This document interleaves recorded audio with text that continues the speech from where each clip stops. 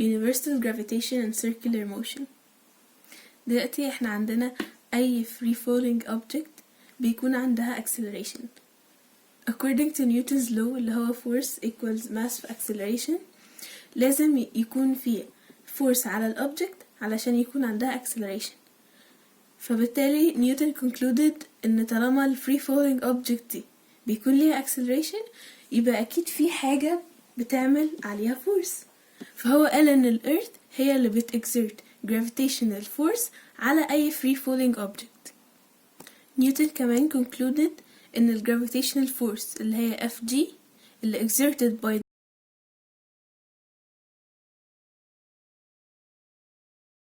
سواء ال object دي at earth's surface زي apple falling from a tree أو in space زي المون، الاتنين الارث بتexert عليهم gravitational force.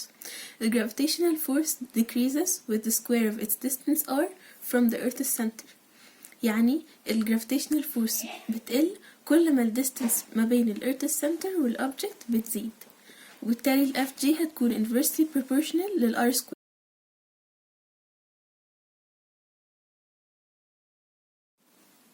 كمان لو بصينا لنيوتن's law وهو for every action there's a reaction equal in magnitude and opposite in direction.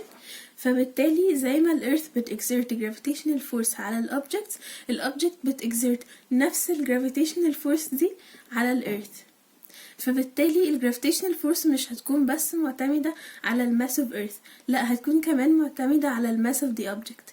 فيبقى عندنا ان Fg هتكون directly proportional للmass of the object times the mass of the earth divided by the square of the distance between them. عندنا كمان ان ال planets عندها orbits around the sun. ال planets بتفضل في ال orbits دي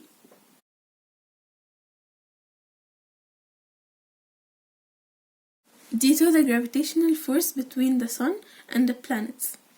فطالما في gravitational force بين الاتنين دول أكيد في كمان gravitational force between other objects، وده هيlead us ل universal law of gravitation، وهو أن every particle in the universe attracts every other particle with a force that's proportional to the product of their masses and inversely proportional to the square of the distance between them.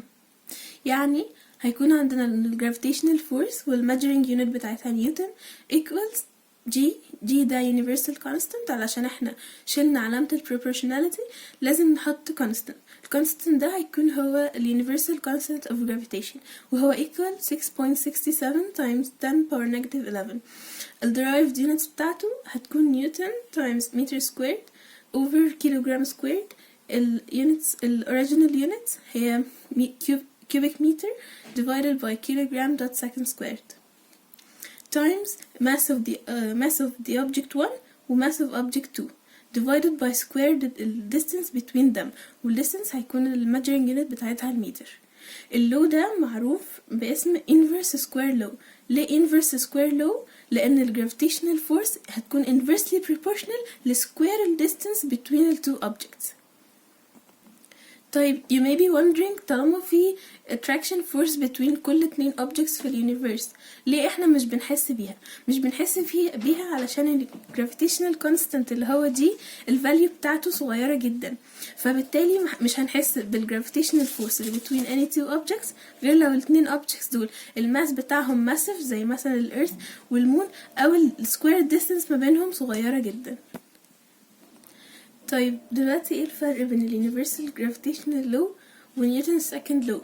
ما الاتنين يعني بيتكلموا عن تأثير الفورس على الاكسلريشن بتاع object. ال universal gravitational law بيتكلم عن particular force بس اللي هي ال gravitational force، ما ينفعش استخدمه لأي force تانية.